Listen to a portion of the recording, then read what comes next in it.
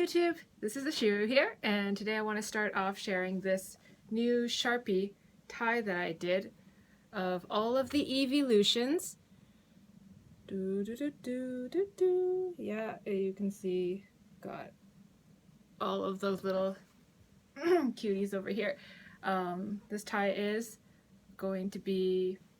reserved for somebody.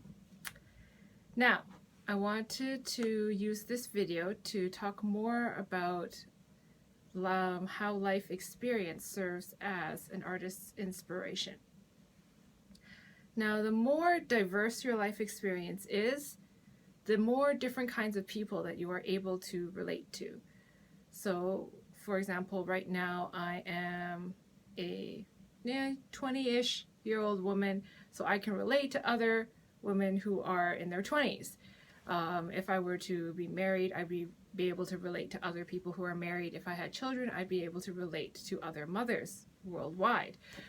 And so as, you know, someone with Asian features, I can relate to other people with Asian features.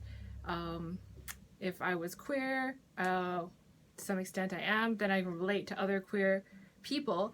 And so the more diverse your life experience is. So for example, in the domain of sports, if I've played lots of different sports, then I can relate to people who have also played that sport. Or if I've had a certain experience with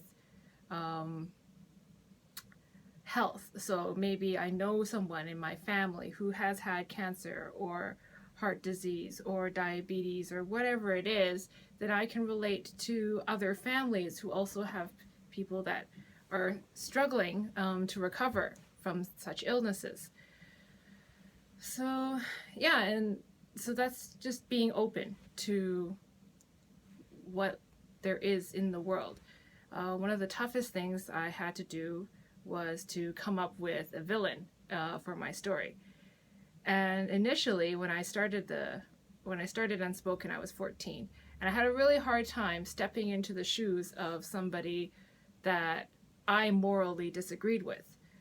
And it's actually not till like more than 10 years later that I am now able to do that I can withhold judgment and just be able to be with somebody who believes in something that totally contradicts who I'm about, but I'm able to relate to them and have them open up to me, because it's not until I stop judging that they feel safe enough to tell me what they're about.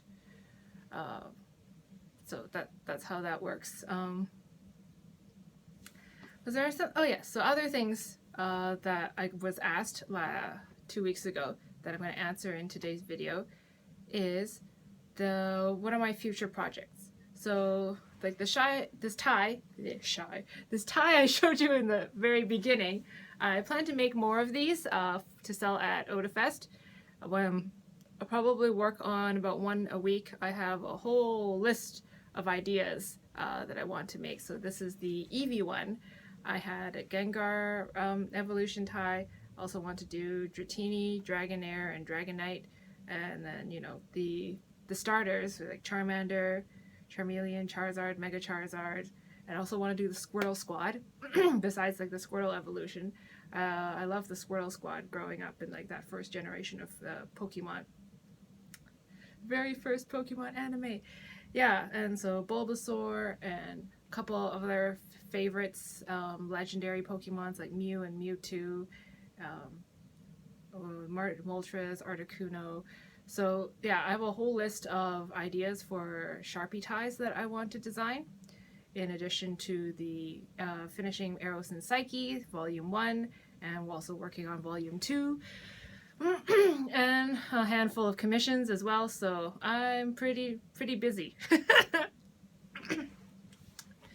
Yeah, so that's it for today's video. I will see you next week.